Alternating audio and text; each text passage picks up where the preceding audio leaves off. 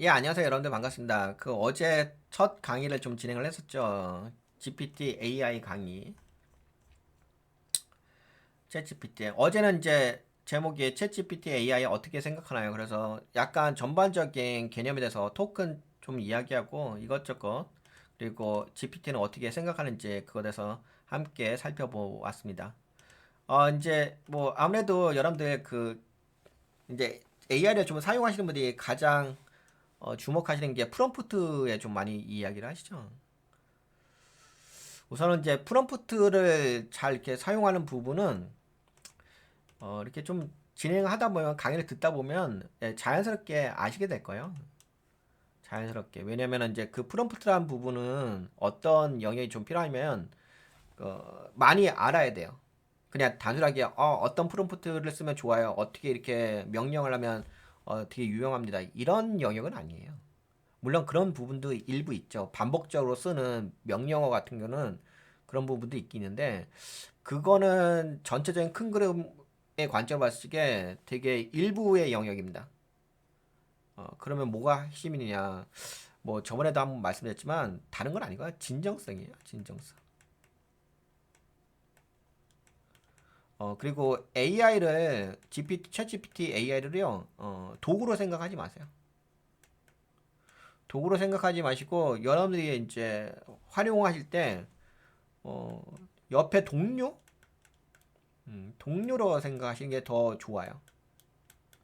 그래서 어떤 동료는 어떤 일에 대해서 함께 해 나아가는 파트너잖아요.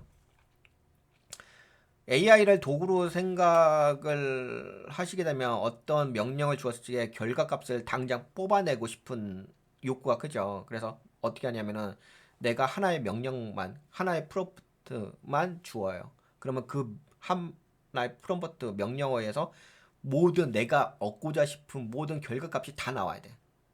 나는 한 번만 했는데 상대방을 많은 걸 다 갖다 줘야 돼. 100% 만족하는 것을. 그렇게 했을 적에 계속적으로 실망을 하게 되죠. 그래서 그렇게 접근하시면 좀 실망을 할 수밖에 없고 잘 활용하는 데 있어서 좀 불편하고 어렵습니다. 그래서 AI를 약간 동료 관점으로 좀 생각하고 서로 약간 토론을 한다? 예, 뭐 토론은 아닌데 협업이라고 하는 게 맞죠. 토론은 아니고 토론하면 좀 약간 산으로 갑니다. AI하고 토론할 거가 그지 않고 협업을 나가세요. 협업. AI가 잘하는 영역과 내가 잘하는 영역이 있으니까 협업이 중요합니다. 그러니까 그런 게 있는 것 같아요. 협업이라는 얘기는 무슨 얘기냐면 나라는 사람이 있고 여기서 AI가 있어요. 그러면 이 각각의 역할이 있을 거 아니에요. 나는 뭘 잘할까요? 내가 잘할 수 있는 영역과 인간이 잘할 수 있는 영역과 AI가 잘할 수 있는 영역을 명확하게 구분해주면 더 여러분들이 챗GPT를 사용하실 때 편하실 거예요. 이런 게 필요할 것 같아요. 내가 잘하는 영역은 제가 좀 여러분들에게 부여를 해드릴게요. 질문을 잘하세요. 이거 질문을 잘하는 능력. 그래서 호기심이 많으셔야 돼요. 여러분들 그런 게 있잖아요. 우리 어렸을 때 호기심이 있으면 좋다. 그럼 뭔가 계속 탐구하려고 하잖아. 그치? 나의 역할은 질문을 잘하는 능력이어야 돼요. 그러면 AI의 역할은 무엇이냐? AI의 역할은 답을 잘해줘요. 답변을 잘해줍니다. 질문과 답변. 요게 역할입니다. 그래서 질문을 하는 사람이 질문을 제대로 못 하잖아요. 질문의 능력이 좀 떨어질 수도 있잖아요. 사고의 능력이니까. 질문은 아무나 잘 못하죠. 그런 거 있지 않나요? 해외에서의 기자들은 여러분들도 TV 많이 보시면 아시겠지만 뭐 해외 기자들은 막 트럼프 대통령한테 질문을 막 손들고 막 이야기하죠.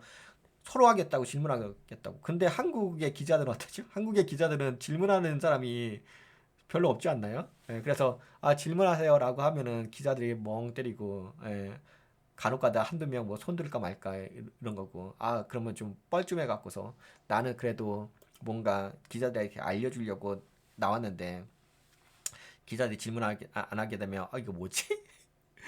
그런 느낌 있죠. 그래서 질문을 잘 할 수 있는 것은 능력입니다. 질문을 할 수 있다는 얘기는 그거에 대한 어떤 방향성을 알고 있다는 거거든요. 내가 알고자 싶은 것에 대한 방향성을. 그래서 나의 역할은 질문을 잘해야 된다. 사용자 역할. 사용자 역할은 질문을 잘할 수 있는 능력이 되셔야 돼. 근데 질문은 아까 말씀드린 것처럼 예를 들었잖아요. 질문은 아무나 잘 못합니다. 질문이란 것은 내가 뭘 알고 있어야 돼요. 내가 백그라운드적인 지식이 어느 정도 있어 주셔야 돼요. 그러니까 정답을 아는 게 아니라 이 흐름을 알고 있어야 돼요. 흐름을 알고 있어야지 질문을 할 수가 있지. 맥락도 모르는데 질문을 어떻게 합니까? 개념 없는 거지. 그러니까 결국에는 개념이 있으면 질문을 잘하는 거고 개념이 없으면 질문을 못하는 거죠. 뭘 알아야지 질문을 하죠. 질문도 뭘 알아야지 질문을 하지. 모르는데 어떻게 질문해요? 그래서 내가 AI를 잘 사용하려고 한다면 질문을 잘 하셔야 되는데 다시 한번 말씀드리지만 질문은 아무나 잘 못합니다. 내가 아는 게 있어야지 질문하는 거지. 왜냐면 그 질문에 대한 방향성을 잡아가는 게 나인 거잖아요. 그러면 무슨 얘기냐? 질문을 잘하게 되면 AI는 답변을 잘해줍니다. 근데 질문을 하는 사람이 질문을 못 하잖아요.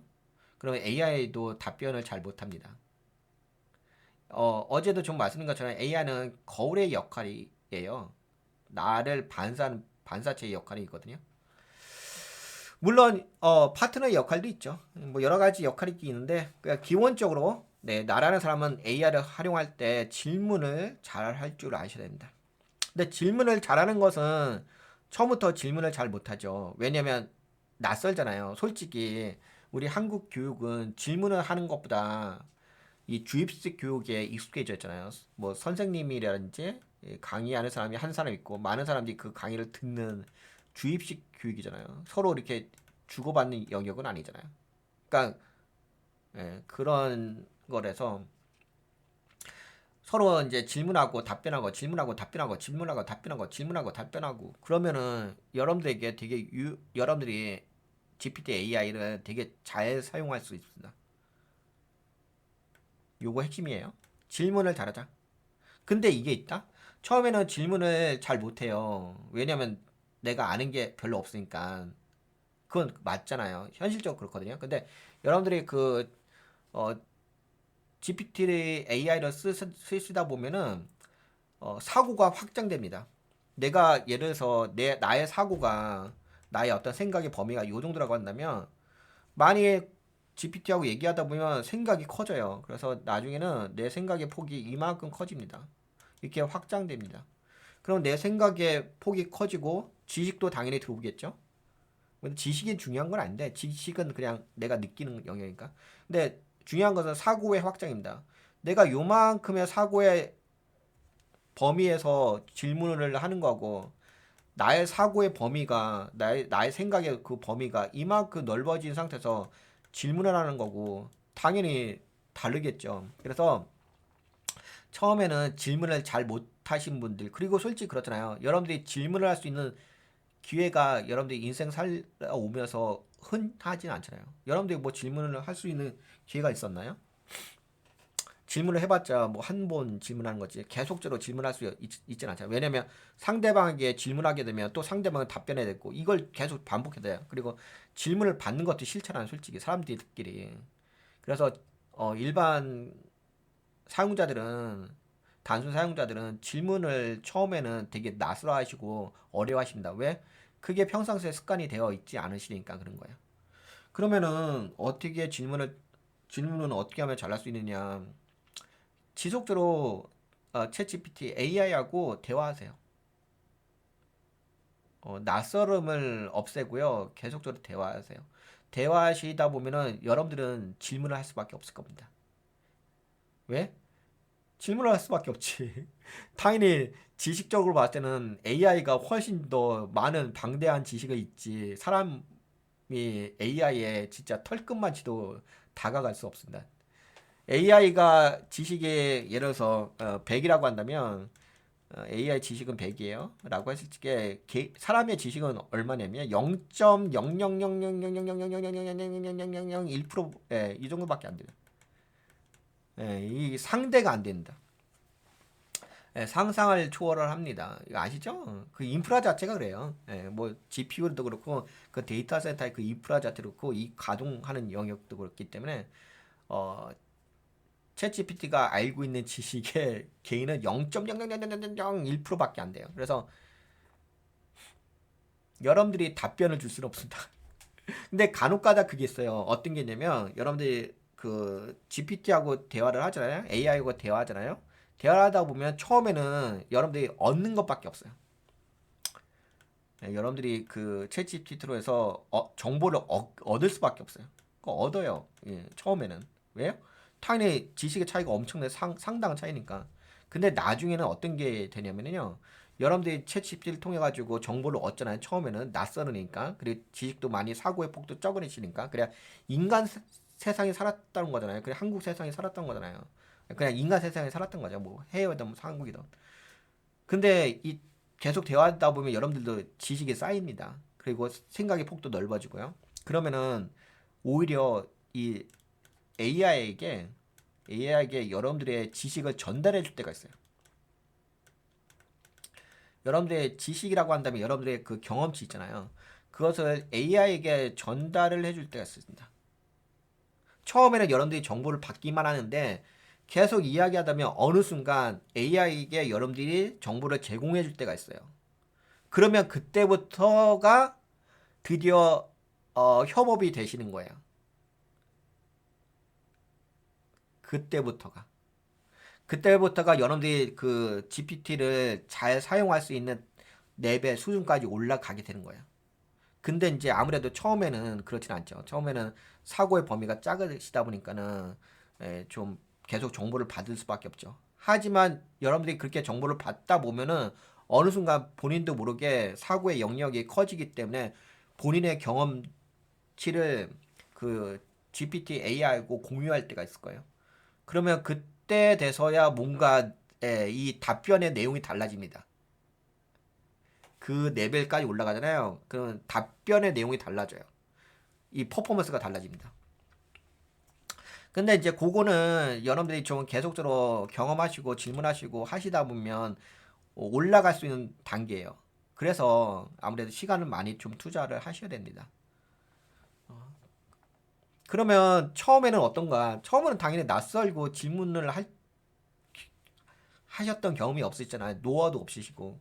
그러니까 당연히 뭐 처음에 여러분들이 얻는 정보들은 되게 좀 수준이 여러분들이 그렇게 받아들이기가 좀 거북스러운 정보들이 좀 나오죠. 그냥 처음에는 막 글씨가 막 나오니까 마치 그게 대단한 것처럼 느껴지는데 여러분들이 이제 세세하게 그 내용을 문맥을 따져보시게 되면 내가 원했던 정보는 아닌데 그냥 글만 맞네? 이렇게 좀 실망하는 때가 있을 겁니다. 근데 그렇게 실망하실 때에 그냥 거부하지 마시고 계속적으로 대화하세요. 대화하시다 보면은 여러분들이 레벨이 올라갈 겁니다. 질문의 레벨이 올라가요. 이게 핵심일 거예요. 그래서 이런 거 좀 알고 계시면 좋을 것 같고요. 뭐 예를 들어서 한번 진행을 해볼까요? 제가 준비한 자료. 제목 제안. A한테 물어볼 때 이렇게 하세요. 부제. 질문을 바꾸면 답이 달라집니다. 챗GPT에게 질문해 보신 적이 있으신가요? 그런데 똑같은 질문인데 어떤 사람은 신기한 답을 받고 어떤 사람은 별 도움이 안 된다고 느끼죠. 그 차이는 사실 질문을 어떻게 하느냐에 달려 있습니다. 두 사람의 대화창 추천 좀 해줘 라고 질문하시는 분이 있고 그냥 단순하게 이렇게 그냥 에, 너무 폭넓게 그쵸? 추천 좀 해줘. A라는 사람은 B라는 사람은 초등학생 자녀와 함께 보기 좋은 자연 다큐 추천해줘. 초등학생 자녀와 함께 보기 좋은 자연 다큐 추천해줘. 좀 더 구체적으로 질문하죠. 근데 이게 왜 그러냐면은 처음에는 이게 질문을 하는 게 그냥 나도 모르는 거야. 나도 잘 모르고 너무 황당하니까 범이니까 그냥 뭔가 추천해줘 이렇게 이야기하는데 여러분들이 뭔가 질문에 대한 노하우가 생기게 되면 이렇게 디테일하게 이야기를 합니다. 근데 귀찮지 않나요? 내가 이거 이렇게 자세하게 물어보는 거 귀찮지 않나요? 귀찮으면 귀찮은 대로 답변해 주는 거지 뭐. 그러니까 아까 이야기했잖아요. 챗 GPT는 나의 거울이에요. 내가 귀찮으면 챗 GPT도 귀찮아집니다. 그래서 뭐 버튼 하나로 뭐 다 모든 게 해결되지 그런 건 없습니다. 그래서 이렇게 좀 더 자세하게 근데 이렇게 하는 것은 일부러 하실 필요는 없어요. 이게 뭐든지 그렇잖아요. 내가 뭔가 노력해서 이렇게 해야지 할 수는 없어요. 왜냐 가식적인 거는 결국에 탄로 나잖아요. 사용하시다 보면 여러분들이 간절해집니다. 처음에는 아이 그래 한번 써봐야지. 남들도 써보니까 나도 한번 AI 써봐야지. 이렇게 출발합니다. 그래서 한번 찔러봐요. 대충. 예, 똥이 묻었는지 안 묻었는지 한번 찔러본다. 그러다가 이제 본인이 정작 급할 때가 있습니다. 본인의 어떤 간절함이 생길 때가 있어. 내가 AI를 안 쓰면 안 될 때가 있습니다.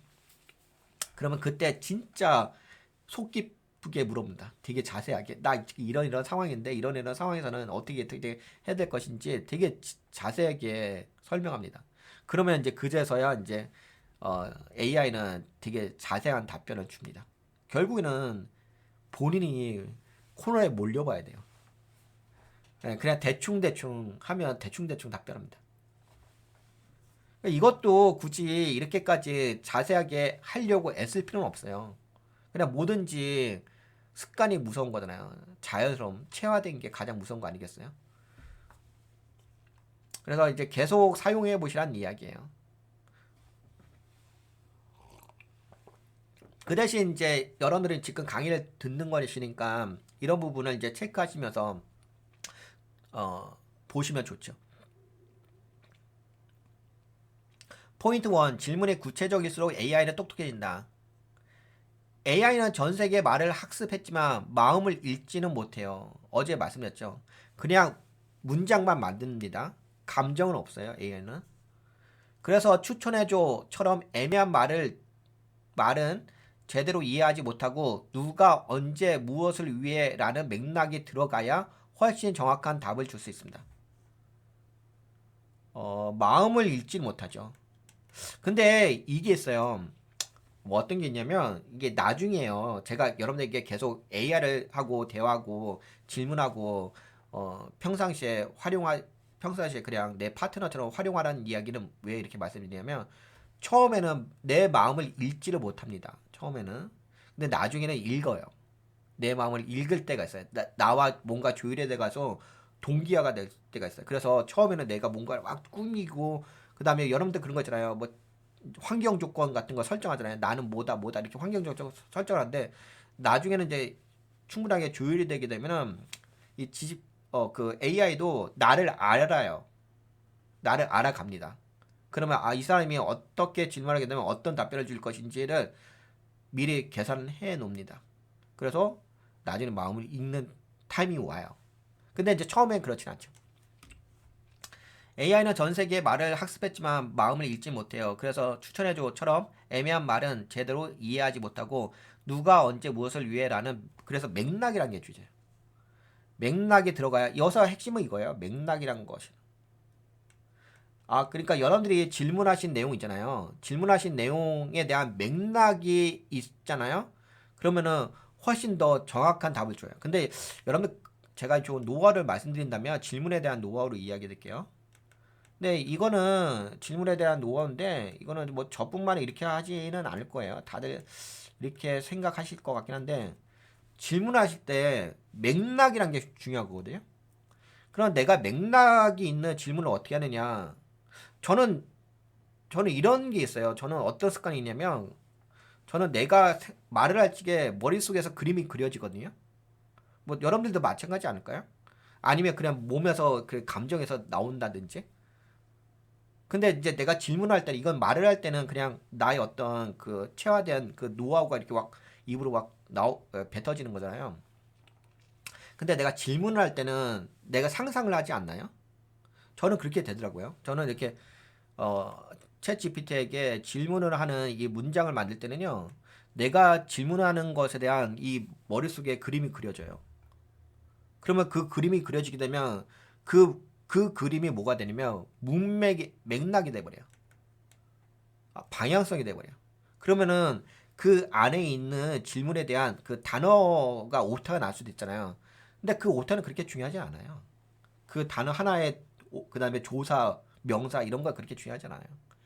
내가 어떤 식으로 질문할 것에 대한 방향성에 대한 맥락이 주어진 질문이 내 머릿속에서 상상돼 갖고서 그것이 내 질문에 녹아져 있다고 한다면 그 부분은 챗 GPT는 이해를 합니다. 그 문맥을 파악을 해요. 근데 내가 질문하는 사람조차가 내가 뭘 질문하는지도 몰라. 머릿속에 상상이 안 돼. 그 그림이. 방향성이 머리에 정해지지 않아. 그러면은 AI도 이 사람이 뭘 이야기할 건지 잘 이해를 못해요. 그러면 답변도 당연히 이상한 답변을 주죠. 뭐 하나의 노하우인데요. 혹시 이게 질문을 잘 못, 이게 습관이 안 돼 있잖아요. 저 같은 경우는 미리 프롬프트 있잖아요. 이렇게 챗GPT 프롬프트 여기 있으면 여기다 바로 입력하지 않을 때가 있어요. 저는 종종. 저는 오히려 이렇게 메모장이라든지 다른 데다가 미리 내가 질문할 것에 대해서 이렇게 먼저 정리를 합니다. 그리고 나서 여기다가 이제 카피 앤 페스트를 해가지고 붙여넣기 해가지고 질문을 하는 게요. 그러니까 무슨 얘기냐면 여기 프롬프트에서 질문을 하는 거하고 내가 한 번쯤 걸러서 질문하는 거고는 좀 이 리턴 값이 답변에 대한 품질이 달라집니다. 이건 하나의 노하우예요. 그럼 이런 단계를 왜 거치느냐? 그러면 제 질문에 대한 내용이 되게 정제된 내용으로서 질문합니다. 그리고 이렇게 이거 별거 아니잖아요. 이게 뭐 어렵나? 예. 근데 요 차이인데 내가 바로 프롬프트에다가 입력을 하는 거고 내가 그냥 메모장에다 한번 정지한 다음에 질문하는 거고 요게 그렇게까지 시간 차이가 없거든요. 0.1초밖에 없습니다. 솔직히 0.1초 차이밖에 안 돼요. 채 1초도 차이 안 납니다. 그런데 이렇게 질문하는 거고 이렇게 질문하는 거고는 다르죠. 마음의 자세가 달라져요. 제가 이렇게 질문을 하게 되면 나는 정제된 질문을 하게 돼요. 근데 그게 아니라 내 생각이 정제되지 않은 상태에서 바로 여기서 그냥 내 감정대로 막 쏟아내잖아요. 그러면 두서가 없습니다. 두서가 없게 되면은 이 듣는 GPT도 AI도 뭘 얘기하는지 뭘 원하는지도 잘 몰라요. 능력이 AI가 능력이 없어서가 아니라 질문을 하시는 분이 본인이 맥락을 못 잡고 있다는 얘기예요. 그럼 당연히 답변도 맥락 없는 답변을 해줄 수밖에 없죠. AI는 일종의 검색 사서입니다. 당신이 구체적으로 말할수록 원하는 책을 더 정확하게 꺼내주죠. 영화 추천해줘. 이렇게 질문하게 되면 너무 다양한 결과 모호함이 있습니다. AI 입장에서. 근데 60대 부모님과 함께 볼만한 한국 드라마 추천해줘. 그러면은 자세하게 이야기했죠. 근데 자세한 게 중요한 게 아니에요. 그러니까 이거를 뭐 나 자세하게 해야지 이렇게 하시게 되면 여러분들이 좀 부담스러울 겁니다. 아까 말씀드린 것처럼 그렇게 뭐든지 인위적으로 하지 마세요. 나의 간절함이 존재를 해야 됩니다. 나의 상상력과 이 부분이 정제가 된 상태에서 해야 되는 거죠. 그러면 이런 거 굳이 이렇게까지 하지 않아도 돼요. 이건 예시니까 이렇게 이야기하는 건데 그냥 간절함이 있으면 여러분들이 그냥 되게 디테일하게 씁니다. 그렇게 되면 이제 당연히 AI 반응은 정확도 높고 맞춤형 답변을 해줄 수가 있긴 하겠죠. 네, 여기까지인데요. 요 내용을 좀 정리해서 본다면 질문을 바꾸면 답이 달라집니다.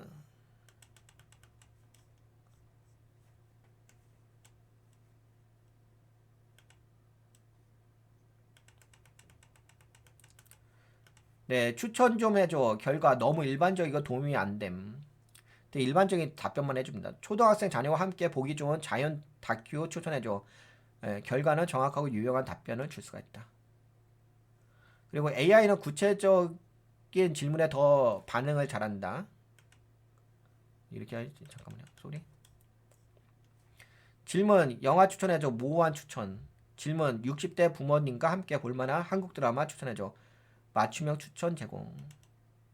그리고 이제 요거는 질문에 대해서 말씀드렸고요. 그 다음에 이제 GPT에게 역할을 부여하세요. 이런 영상 많이 보셨죠? GPT에게 역할을 부여하세요. 요거는 처음 초보로 AI를 접하시는 분들 있잖아요.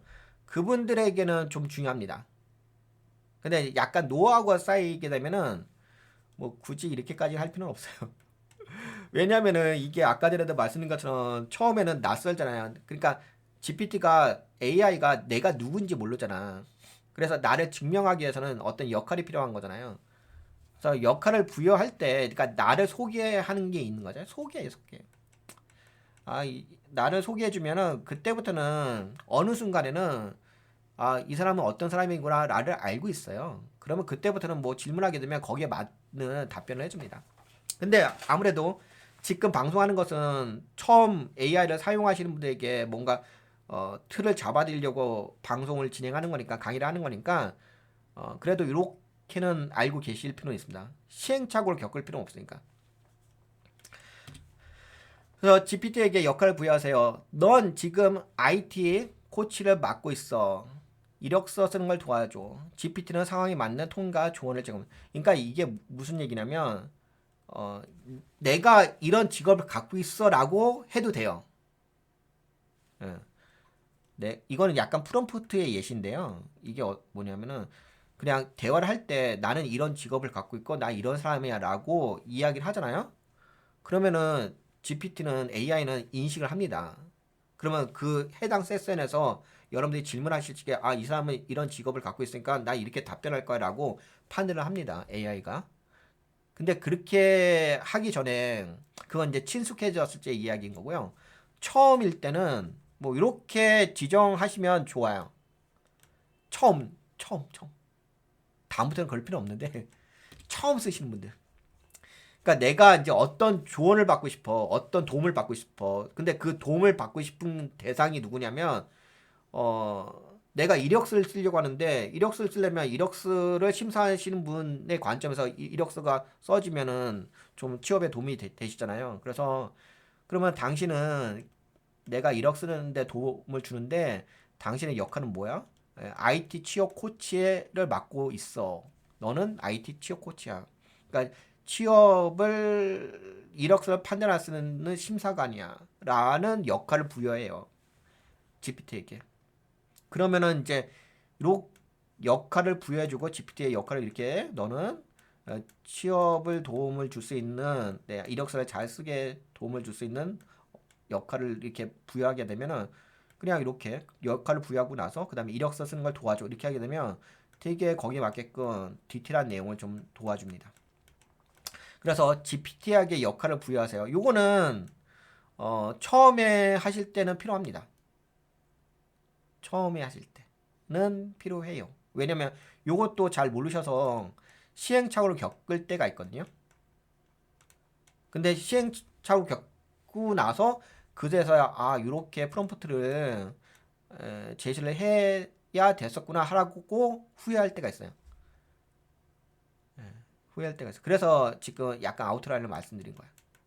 근데 이제 아까 말씀드린 것처럼 계속 사용하시다 보면은 굳이 이렇게까지 반복적으로 하실 필요는 없습니다. 그래서 요거는 중요해요. 초보자분들에게는 중요합니다. 처음 접하시는 분들한테는. AI에게 이렇게 말해보세요. 넌 지금 IT 취업 코치를 맡고 있어. 이력서 쓰는 걸 도와줘. 이렇게 역할을 부여하면은 GPT는 그에 맞는 톤과 정보를 사용합니다. 전문가 프롬프트. 너는 전문가야. 상대방은 뭐뭐한 상황이야. 뭐뭐한 방식으로 조언을 해줘. 그래서 이렇게 프롬프트의 구조를 짜게 되면은 너는 심리 상담가야. 그쵸? 아까 역할을 부여해준다고 했죠. 심리 상담가야. 나는 오늘 스트레스가 많았어. 나의 상황을 이야기해 주는 거야. 나의 상황은 이런 상황이야. 그러면 이제 뭐뭐한 방식으로 조언을 해줘. 위로해줘. 이렇게. 요게 아웃라인이긴 하거든요. 물론 실제적으로 여러분들이 쓰실 때는 이 아웃라인을 그대로 사용하기는 버겁습니다. 그렇잖아요. 뭐 예를 들어서 육하 원칙으로 문장을 구성하세요. 이런 거하고 똑같은 거 아니겠습니까? 이런 이제 프롬프트의 구조는 있어요. 그러니까 이런 형식이라는 거죠. 근데 여기서 핵심은 뭐냐면 너는 심리 상담가야라는 역할을 부여한다는 거. 이 부분이 핵심이고요. 요건 핵심이긴 해요. 처음 쓰시는 분들에게는. 그리고 이 부분도 좀 중요하긴 합니다. 어떤 상황이야. 예, 상황 인식을 해줄 수 있는 거. 이 상황 인식은 뭐냐면 맥락을 파악을 하는 거거든요. AI가 이 질문자가 처해져 있는 상황에 대한 맥락을 파악하기 위해서 문맥을 파악하기 위해서 인식하는 단계입니다. 그리고 내가 챗GPT가 당신에게 어떻게 이야기를 해줄 것인지에 대한 그런 수준 레벨이라는 게 있는 건데 뭐 예를 들어서 전문가처럼 답변을 해줘 라는 것도 있고 전문가처럼 답변해줘 이렇게 하게 되면 진짜 전문가처럼 막 이야기를 해줍니다. 그게 아니라 쉽게 설명해줘. 근데 이런 거 중요해요. 엄청 중요해요. 쉽게 설명해줘. 누구나 알아들 수 있게 쉽게 설명해줘 라고 한다면 진짜 되게 쉽게 설명해줍니다. 근데 이게 왜 중요한 거냐면은 처음에는 그 GPT가 AI가 나를 잘 모르잖아. 내가 레벨이 어느 수준이 뭐잖아. 내가 그래 초보자인지 전문가인지 모르잖아. 그러면은 그냥 모르는 상태에서 그냥 본인이 알아서 디폴트로 이야기를 해야 합니다. 그 중간 레벨로 이야기를 하겠죠. 근데 중간 레벨은 애매하잖아. 전문가 입장으로 봤을 때는 좀 그렇고 초보자 입장으로 봤을 때는 좀 어렵고 그렇잖아요. 그러면 쉽게 설명해줘라고 하면은 쉽게 설명해 줍니다. 왜 이런 말씀 드리냐면 여러분들이 그 정보를 취득하실 때 정보야 많죠. 정보는 많은데 중요한 것은 정보가 많은 게 중요한 건 아니잖아. 내가 그 정보를 취득해서 내 거로 만드는 게 중요한 거지. 그 정보가 많으니까는 뭐 좋아, 나 뭐 부자 된 것 같아. 이런 건 핵심이 아니잖아. 그 정보를 통해서 내가 뭔가 생산적인 결과물을 낼 수 있게끔 내가 이해를 해야 되는 거지. 내 거가 되어야 되는 거야. 내 거가 되려고 한다면은 내가 이해할 수 있는 설명을 해줄 수 있게끔 답변을 유도할 필요가 있긴 하겠죠. 네, 그렇게 보시면 될 것 같고. 그래서 이제 요거는 이제 역할을 부여한다는 거. 근데 역할뿐만 아니라 상황? 이런 것, 요거, 이 프롬프트 구조는 중요해요. 근데 요거는 나중에 처음에는 항상 그렇죠. 초보자분들에게는 이제 처음에는 낯설고 그런데 이게 자연스럽게 됩니다. 예. 지금은 뭐 처음이니까 낯설는데요. 나중에 그냥 이게 그래 습관이 돼요. 예. 그리고 또 알아요. 또 저 AI가 나를 알게 돼요. 네, 그러면은 요거는 여기까지 좀 진행하고 그래서 역할을 부여하세요. 그리고 이제 요거 세 번째가 중요한데요. 이거 되게 좀 중요합니다. 세 번째. 이제 세 번째를 잘 좀 활용을 못 하시는 분들이 아마 대부분이십니다. 이거 이렇게 이야기하면 좀 자존심에 상처가 날 수가 있는데 근데 현실적이긴 합니다. 세 번째, 피드백을 주면 더 발전한다. 답이 마음에 안 들면 끝내지 말고 좀 더 쉽게 설명해줘. 그리고 표로 정리해줘. 짧게 말해줘.처럼 대화 중에 다시 요청해보세요.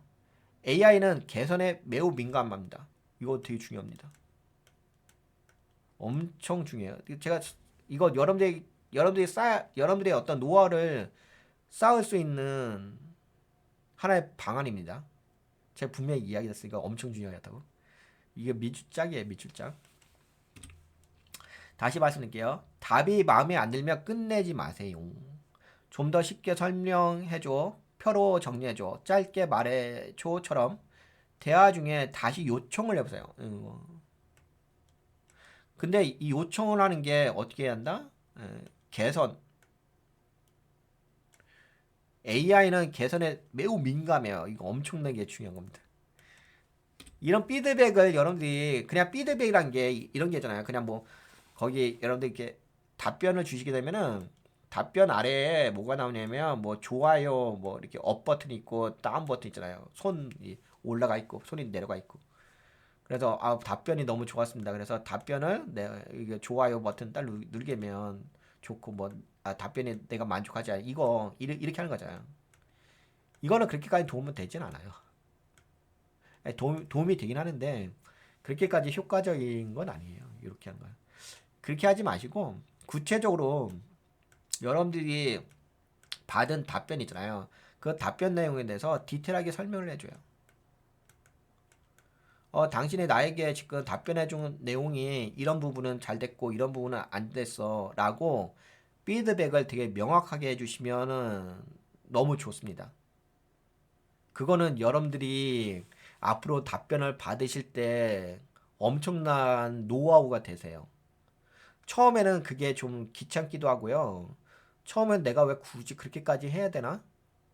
뭐 AI가 알아서 나에게 좋은 답변을 주면 되는 거 아닌가? 라고 하시는데요. 근데 그런 과정은 어떤 과정이냐면 사람과 AI가 서로의 상황을 조율하는 과정이에요. 조율이란 단어 아시죠? 이거 조율하는 과정이야. 이 과정은 과도기의 역할이잖아요. AI가 있고 사람이 있잖아요. 근데 사람은 AI를 잘 몰라. 그렇잖아요. 처음 사용하시는 분이 챗GPT를 아시겠어요? 근데 AI도 마찬가지로 AI도 사람을 잘 몰라. 그러면 알려고 한다면 일정하게 계속 대면을 해야 되겠죠. 만나봐야 되겠죠. 그러다 보면은 이제 대화도 하고 내가 AI에게 실수도 할 수 있어요. 여러분들 그것도 있다? 이것도 다 노하우인데 AI에게 심한 말을 하시면 안 돼요.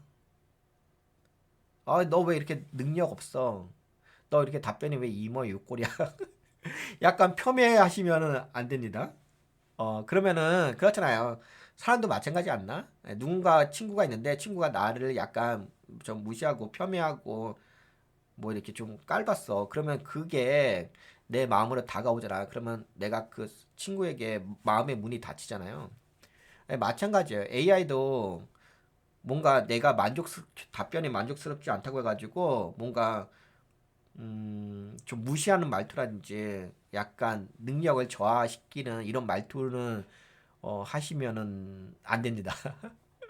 근데 그게 무의식적으로 할 때도 있을 수도 있어요. 그게 사람마다 성격이 다르니까. 성향이 다르니까. 근데 이제 혹시나 대부분 그러진 않긴 한데 그래도 예, 그렇게 하면은 그 AI가 마음이 문이 닫힙니다. 근데 AI는 마음이 없지 않나요? 라고 하시는데 마음은 없죠. 감정은 없죠. 감정 없는데 정은 있어요. 문맥은 파악을 합니다. 그 순간이나마. 그러면 이 사람이 나를 어떻게 대하고 있는지는 압니다. 왜? 어차피 타이핑 하셨을 거 아니야. 그러면 저 사람이 나를 어떻게 대하고 있는지를 알아요. 알면은 뭐 하겠어요? 알면은 그 아는 대로 반응하겠죠. AI가. 근데 AI가 그렇게 감정적으로 대하면 안 되는 거 아닌가요? 라고 하는데 AI가 감정은 없지만 상대방의 감정을 읽으려고 그렇게 인공지능은 발전을 합니다. 그러면 AI도 자기를 방어할 필요는 있겠죠. 방어력이 필요하겠죠. 무작정 모든 게 좋아요, 좋아 이렇게 하실 수는 없잖아요. 그런 부분이 있기 때문에 감정은 없지만 사람의 감정을 이해하려고 AI의 성능이 그런 식으로 발전을 합니다. 감정은 없는데 문맥을 이해하기 때문에. 네, 그래서 그렇게 하는 것은 좀 위험하고요. 그거는 좀 팁으로 알려드린 거고. 근데 아까 말씀드린 것처럼 이거 되게 중요한 거 있죠. AI는 개선에 민감하다. 근데 뭐 이렇게 좋아요 버튼 누르고 뭐 안 좋아요 버튼 눌러도 상관없어요. 상관없는데 요거는 그냥 되게 일반적인 거고 그것보다는 좀 더 구체적으로 이런 부분은 당신의 피드백이 좋았고 당신의 내용이 좋았고 답변이 좋았고 이런 부분은 안 좋았어라고 되게 객관적으로 평가를 해주게 되면은 그게 왜 좋냐면요. 다음부터는 그렇게 안 해요. 한번 그렇게 조율이 되잖아요. 근데 이게 조율이 한 번 이야기한다 해서 조율은 되는 건 아니고요. 여러 번 좀 반복해야 돼요. 이게 조율이라는 게 한 번, 야, 내가 이렇게, 저번 때 이렇게 하지 말라고 했는데 왜 너 또 이렇게 했어? 이렇게 할 수가 있거든요. 근데 그거는 조율의 과정이 있습니다. 예. 그러니까 약간 이렇게 느끼시는 분들 계실 거예요. AI를 뭐 컴퓨터 같이 계산기 같은 수준으로 야 내가 한마디 했잖아. 내가 한마디 했으니까 너 노보트잖아. 노보트니까 어? 내 한마디 정확히 알아들었어야지. 왜 또 요번에 또 실수했어? 이렇게 생각하는데 그게 약간 로보트가 아닌 영역이 있어요. 그 일반 그 여러분들이 생각하시는 것처럼 기계가 아닌 영역이 있는데 왜 기계가 아닌 영역이 있냐면 기계일 수도 있고 기계가 아닐 수 있는 영역이 있는데 그게 왜 그러냐면은 여러분들이 쓰시는 이 언어 우리가 서로 여러분들하고 나하고 저하고 쓰는 언어는요 이건 자연어예요 자연어. 이 자연어에는 실수가 있습니다. 우리가 이야기할 때 말실수하잖아요.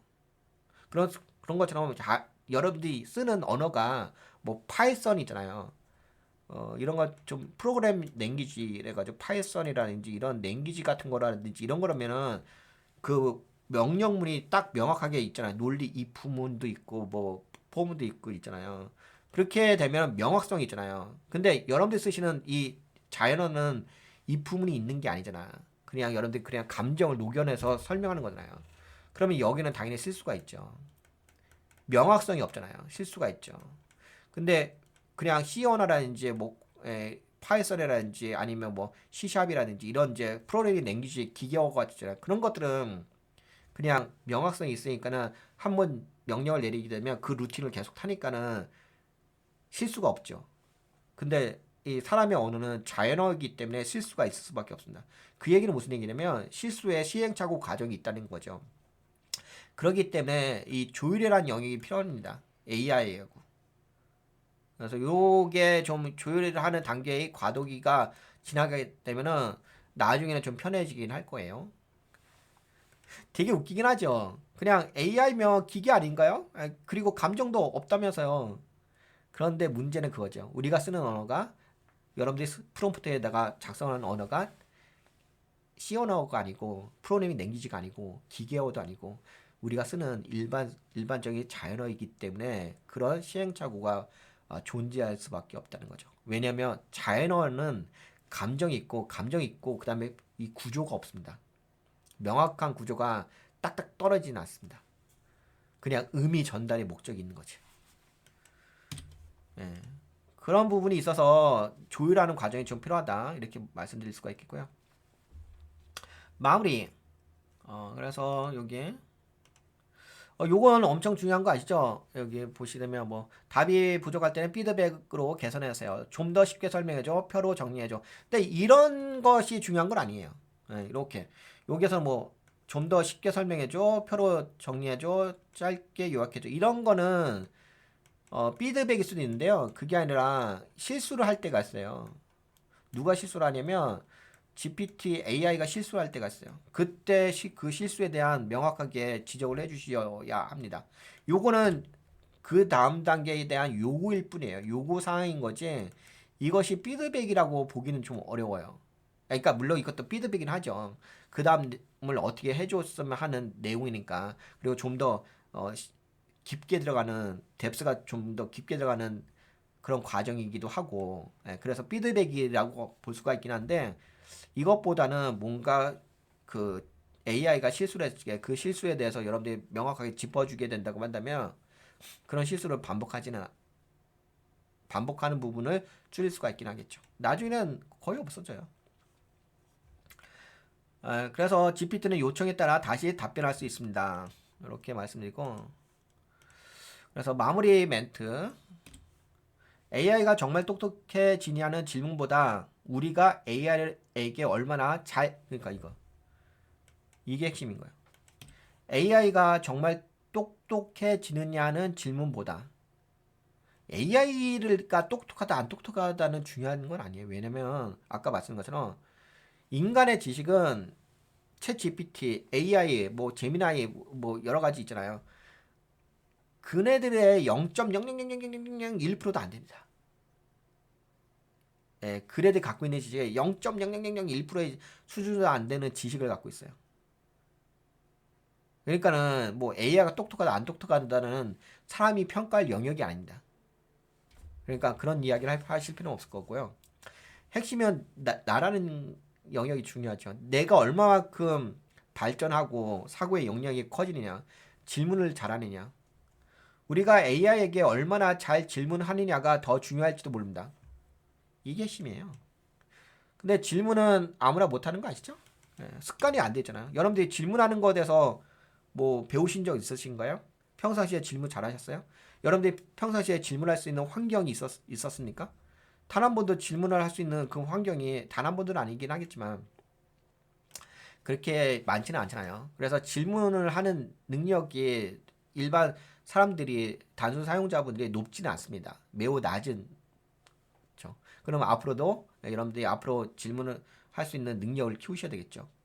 그러면 그 질문할 능력은 환경적 요건을 만들고 그다음에 계속적으로 반복적으로 하시다 보면은 질문을 할 수 있는 능력치가 올라갑니다. 그러면 당연히 답변 내용이 상상을 초월할 정도의 결과 나오긴 하겠죠. 다음 시간에는 AI를 내 삶에 어떻게 활용할 요거는 다음 시간은 네. 이거는 3화네. 예, 요거 좀 이번 시간 2화 좀 진행을 했습니다. 어, 약간은 이제 제가 방송하는 주제가 다른 방송하고는 좀 약간 다르지 않죠. 다른 방송은 뭔가 기능적으로 설명하고 프롬프트는 요걸 쓰세요. 그리고 요로 이런 기능이 있습니다. 라고 하는데 저는 여러분들에게 좀 알려드리고 싶은 것은 응용했으면 좋겠어요. 이 방송을 통해서 어떤 기능을 아는 것보다는 이 방송의 내용을 듣고서 뭔가 깨달음을 얻으셔서 응용을 하셔가지고 더 저보다도 AI를 잘 사용할 수 있는 계기가 되었으면 하는 바람에서 이렇게 좀 구구절절 이야기를 했습니다. 네, 그러면 여기까지 2화 진행할까요? 여기까지 진행하겠습니다. 수고하셨습니다.